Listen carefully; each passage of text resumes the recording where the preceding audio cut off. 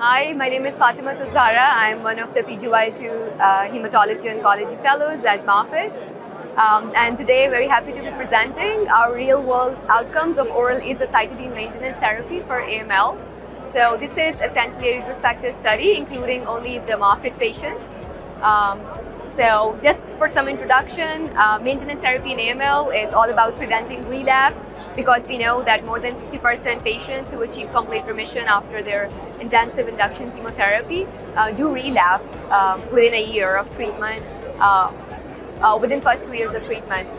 So we wanted to see that the oral azacitidine maintenance therapy in real world is as effective and the outcomes are as good as were reported in the landmark Quasar AML 001 study that showed significantly good overall survival and relapse-free survival when they compared it to the placebo. So for the purposes of this study, we included all patients at Moffitt that were prescribed oral azacitidine between September 2020 and June 2024. We had in total 65 patients. We basically included everyone over the age of 18 years.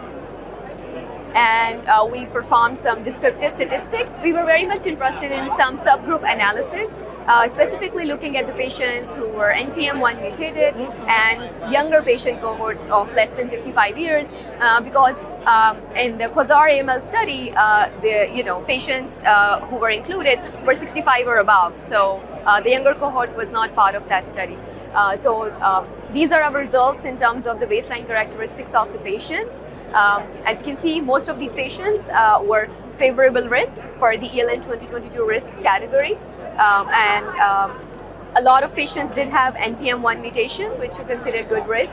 And the other frequent mutations were mostly like DNMT3A, FLT3, NRAS, TET2, IDH1/2 in order of their frequency.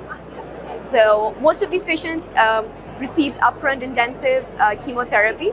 Only a small number of patients, only 6 patients, received upfront AZA-wen. We also did a subgroup analysis where we excluded patients who eventually received allotransplant. Now, within all these patients, 65, we saw very good responses. We had relapse-free survival at 12 months of 63.6%, and we had overall survival of 84.8% at 12 months. So pretty good and quite comparable to the Quasar AML1 study. And then in the subgroup survival analysis, we saw that in the subgroup of patients, younger patients less than 55 years of age and NPM1 mutated patients, the 24-month overall survival was really good, 85.7%. So particularly good survival in those two subgroups.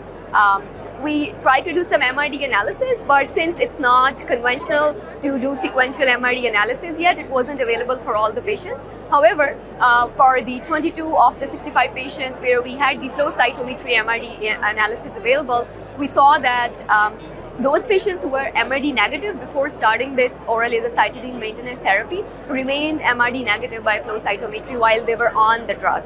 Of course, some of these patients eventually relapsed. But this is all we had to report from MRD standpoint. I think the important point we want to make is putting this real world data out there is important, as other centers also put out their data, and then hopefully we'll have a review or meta-analysis of all those patients, because when we combine all those MRD data points, and then maybe we can see perhaps there's a subgroup of patients who can do really well with this maintenance therapy, and combining it with MRD, maybe we can identify a subgroup in which perhaps it's safe and okay to discontinue maintenance therapy if they remain MRD negative. So those are the questions for the future to be answered.